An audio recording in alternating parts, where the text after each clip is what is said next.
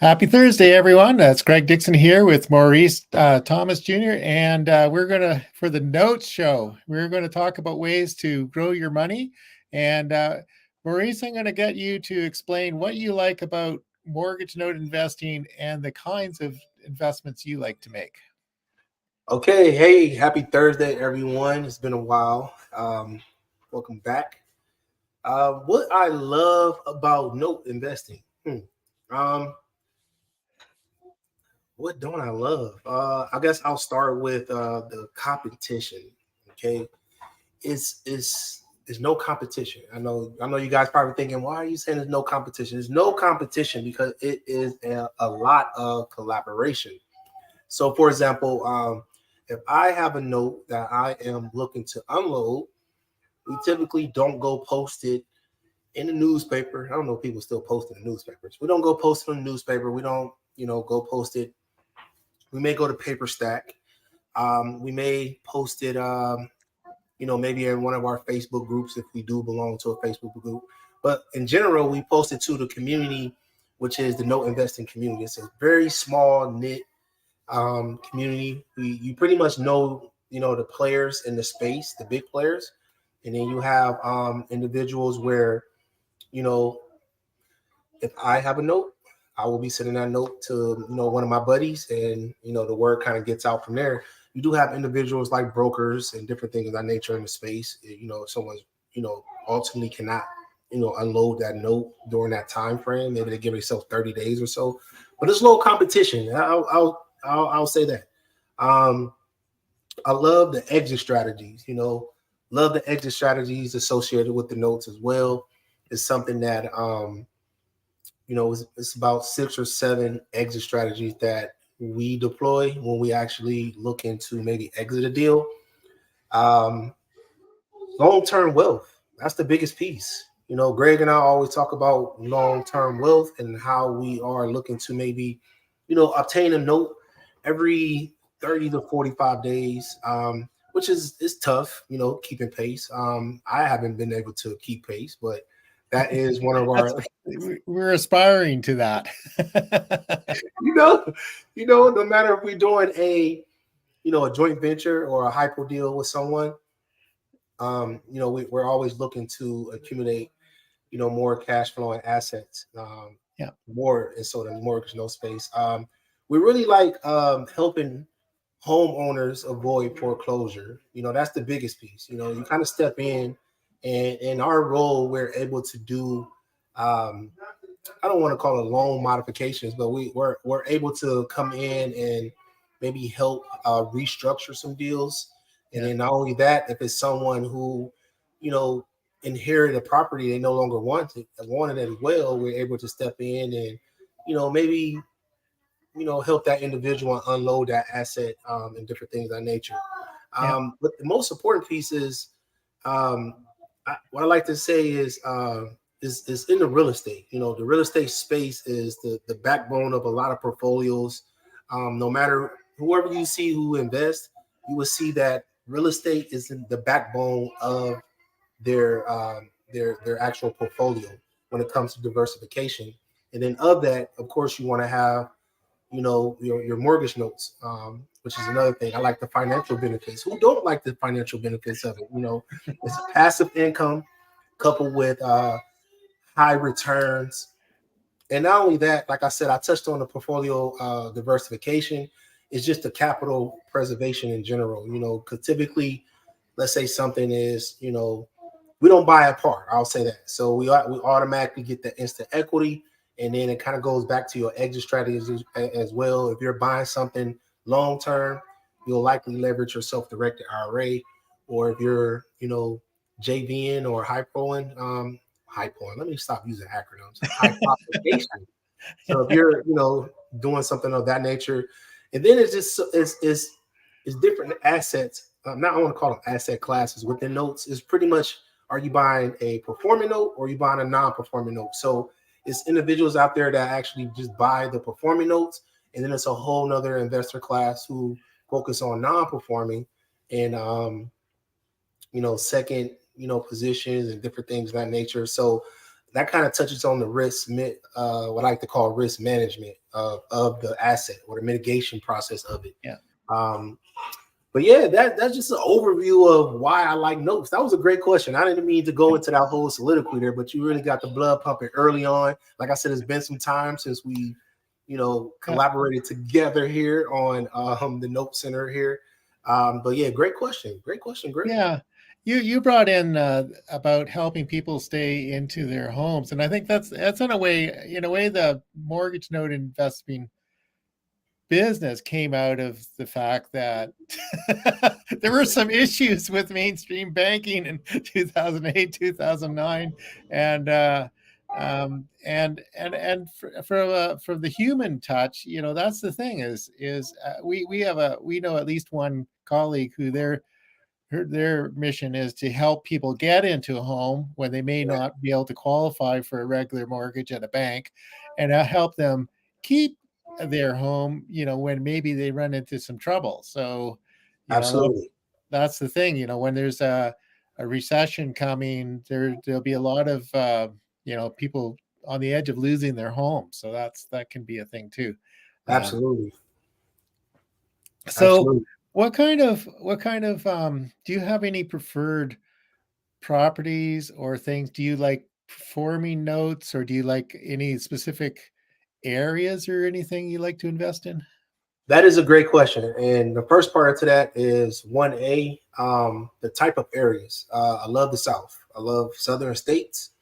And that kind of goes back to your second part to the question is because of the judicial and non-judicial states, so I stay away from buying, notes in New York or different things of that nature because of the long foreclosure process. And if you just think through it, if I have someone that I need to exit a property and it's going to take me anywhere from 32, 36 to 60 months to get them out of that is a long time. And you can imagine what they would do to the property, during that time frame as well. But I don't want to project my fears because there are investors out there who actually love that specific lane when it comes to the notes, and it's ultimately owning that asset at the end because of the value. It kind of goes back Yeah. to the actual amount of the property there.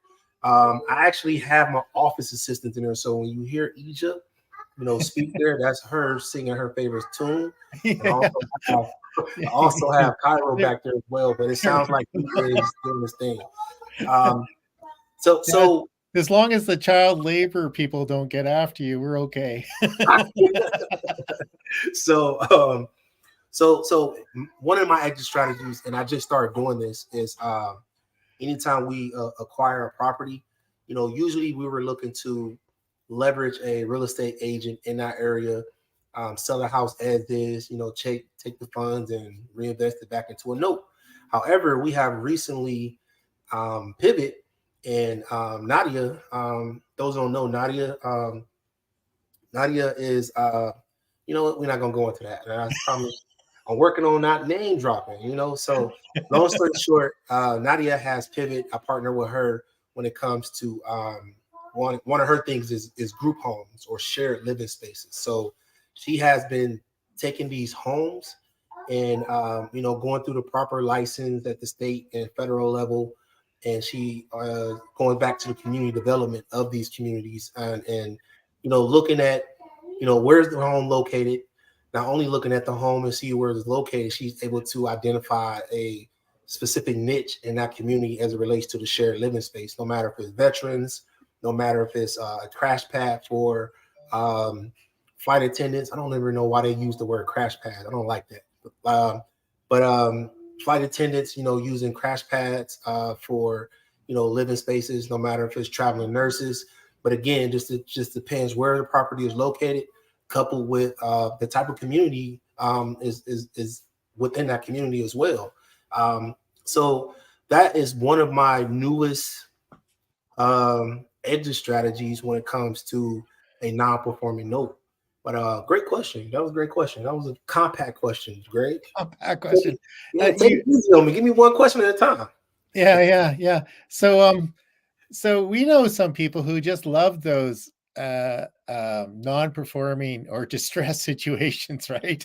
Yeah, Which but for certainly for somebody getting in the business, you want to maybe stick to things that are going to allow you to keep your hair longer. So, absolutely. I'm sorry, that was a low blow. So, No, keep the hair longer. You yeah, know what? yeah, That no, because it takes a lot more work. There's more money. The people who like that, there's more money in it, but absolutely, it's a lot more challenging. So we suggest for people getting into the business to go for the performing notes that are easier to manage and can generate a like a decent cash flow for you absolutely, with minimal risk. absolutely, absolutely. Minimal risk. And I think that's a great call out because I didn't mention that earlier when it comes to your exit strategy. Yeah. It's not so much you just have to work your way backwards. But the point is, like you said, we I have done business with individuals who lose sleep at night over this asset class, because they're not sure, they don't know, so it's a big education portion associated with it. And the reason why I mention it is because Greg is very thorough in uploading information, articles, blogs, could be videos into the notes center there as well. And I just want to put that back to you, Greg. You see how I did that? Yeah, I see that. Yeah. Yeah. I'm a little bit behind in uploading, but I'm going to get on it. One of the things that I think is really important, one of the next things I'm going to add to the website is a glossary. Um, Ooh, yeah, because we've already used quite a few terms here yeah, that people probably say, "What? What's that?" What's due absolutely. diligence? What's apothecation? You know, Yeah, absolutely, there's some absolutely. might be somebody out there hyperventilating over hypothecation. so, You're on a so roll today, glossary man. is really, like that. A while ago, I interviewed David Putz from and he dropped a lot of acronyms. That, Oh, oh, okay, okay. so I think we can't help it. When you're used to it, you get these terms, and we just assume people know what we're talking about, but that may not always be the case, right? Absolutely, So absolutely. Oh man, I'm glad you just stated that. I have to go back and look at that video. Um, yeah, just being down over the last 6 weeks. I think it's probably been about 6 weeks here. Just yeah, being ill, yeah, and recovering. I don't take that for granted because I know you were saying at one point, like, Maurice, what are you doing for your self care? And I yeah, kind of brushed it off. But the point is, I definitely want to make sure I go back and yeah. catch that video. If you don't know, and Greg usually don't name drop, but David is a big player in this space here. So, and I'm saying his first name like we best buds or something. But Yeah, David, yeah, yeah. We know him by reputation more than anything. right? But he was on the show, and he has fabulous resources. Yes. And if you go to the notecenter.com, let's see if I hear. I was trying to find. Whoops, that's the wrong one here. Um, I got a link here somewhere. Anyway, if you go to the notecenter.com, it's on my little thing, the notecenter.com. The interview with David is there, and that's where we're going to put more articles. You and I created some videos recently about different aspects of the note investing, and we'll post more of those over time. And and again, reach out. Actually, I have one more question for you. Sure thing. So, are you looking for people to invest with for uh, like partners, investing Greg, partners? that is the $1 million question. I am always looking for investing partners. One, it could be in two ways. You can say, hey, Maurice, you are really good at what you do. Here are my funds. Make them grow anywhere between 8 to 10%. You know what? We're not gonna do that portion of it as well. However, I would say that from that perspective, is two ways. You can say, hey, Maurice, here's my funds. Help me. Do this for me, grow these funds. Or it could be the opposite way and say, hey, Maurice, I really want to learn this business. and I want to, shadow you and do a joint venture and different things of that nature. So we'll structure, the opportunity when it comes to locating the note, funding the deal, and just our whole process. I'll walk you through that process as well. But yeah, great question. One thing I will say is, I will add is, you, yeah. So I know you heard the guy in the background. He is actually putting the cameras up at one of Nadia's group homes. So this is where I'm at right now. So, typically I'll be in front of my desk with a little bit of lighting. So right now I got the Two-Face going on. I don't know if you understand that Batman reference there, but the point is, we're at a place that we're converting into a group home, and maybe about 20 minutes from our residence here. So we're super excited. Furniture will be delivered hopefully today. Been waiting all day. But going back to your original question, I'm always looking for investing partners, either in the form of saying, hey, Maurice, grow my funds, or two, saying, hey, I want to learn this business. Let's do a joint venture deal. No, that's perfect. So if you go to thenotecenter.com, there's a blog post about Maurice and a little bit more about what he does. There's a link there to his website, and you can track us down on LinkedIn. Reach out to Maurice and say, hey, I've got an opportunity for you, or what do you have that we can do together? Either Absolutely. of those. Yeah. And let's have some fun with it. And where's my little thing back here? Grow your money. So, absolutely. At the end of the day, this asset class is about growing your money, and not only growing your money, but investing in deals that are going to make sense based on your criteria as well, and in states as well that make sense for you as well. So again, that's not something you may not know right off the bat, but Greg and I can have that conversation and guide you from there. Either even if I'm not the best fit, Greg might be the best fit for you. Yeah, or we'll find somebody who is. Exactly.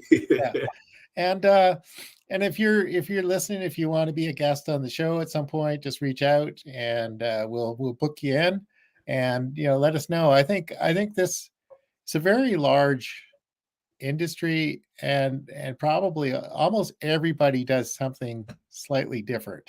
Absolutely. Like they have their own niche, their own specialty. Maybe they only want to deal with apartment buildings or something, whatever it is. Condominiums or RV parks. So, absolutely. And especially the mobile home parks. That was real big in Georgia.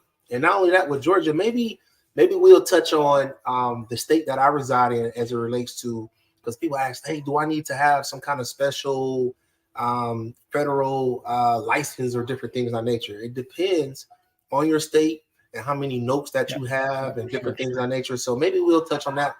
Well, or we can get like an attorney or something to come on and cover that. Maybe another expert.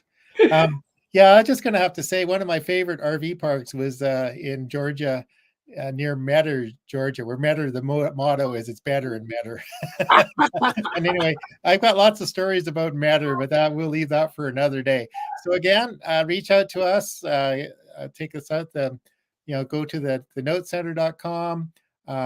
Track down Maurice's website online. Go to you can get the link from the Note Center as well. And if you want to curious about working with us or being on the show, let us know. Absolutely. And thanks again, for taking time out just to stop through.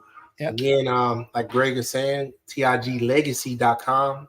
You can go there and book some time on my calendar, or you can always, the best way too is through LinkedIn as well. So through LinkedIn. The way it works. We can be found online. Right. We're not hard to find. All right.